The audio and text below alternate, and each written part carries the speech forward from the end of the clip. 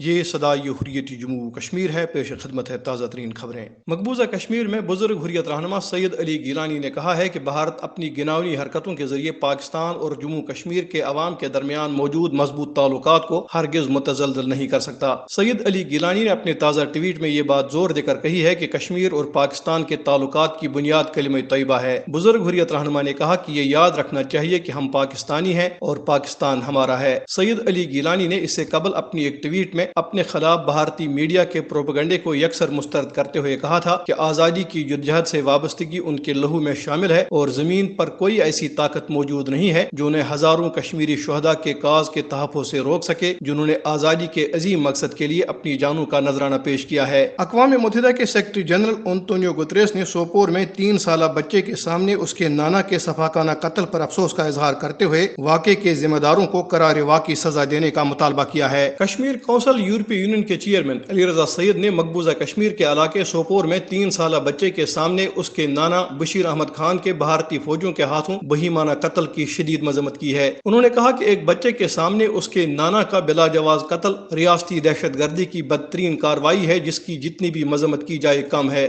میر wise عمر فاروق کی سرپرستی میں قائم حریت فورم نے کہا ہے کہ جموں کشمیر کے عوام کے لیے مقبوضہ علاقے میں آبادی کا تناسب تبدیل کرنے کی سازشیں بالکل ناقابل قبول ہیں۔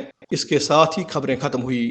بھارتی حکمرانوں نے گزشتہ 72 برسوں سے بالعموم اور 32 برسوں سے بالخصوص مقبوضہ کشمیر پر اپنے ناجائز قبضے کو دوام بخشنے کے لیے جس درندگی کا مظاہرہ کیا ہے وہ تاریخ کا سیاہ باب تو ہے ہی، لیکن گزشتہ روز ماڈل ٹاؤن سوپور میں ایک 3 سالہ معصوم بچے کے سامنے اس کے نانا کو انسانیت سے آری بھیڑیا نما خصلت کے حامل بھارتی وردی پوشوں نے گاڑی سے اتار کر گولیاں مار کر شہید کیا ہے۔ معصوم بچہ اپنے نانا کی پیٹ پر بیٹھ کر بھارتی جمہوریت پر نوحہ کناں پوری دنیا کے لیے سوالیہ نشان چھوڑ گئے ہیں کہ آخر کشمیریوں کو کب تک جرمی بے گناہی کی پاداش میں قتل کیا جاتا رہے گا۔ بھارتی وردی پوشوں کے علاوہ بے لگام بھارتی میڈیا نے اس قتل ناحق پر پردہ ڈالنے کی مکروہ کوشش کی، لیکن 3 سالہ معصوم بچے نے اپنی توتلی زبان میں سب کچھ بتا دیا ہے۔ آئیے سنتے ہیں۔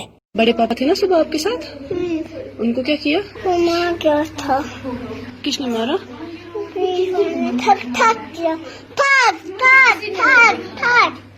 شہید بشیر احمد خان کی اہلیہ نے ظالم بھارتی حکمرانوں سے سوال کیا ہے کہ ان کے شوہر کو کس جرم کی پاداش میں شہید کیا گیا ہے۔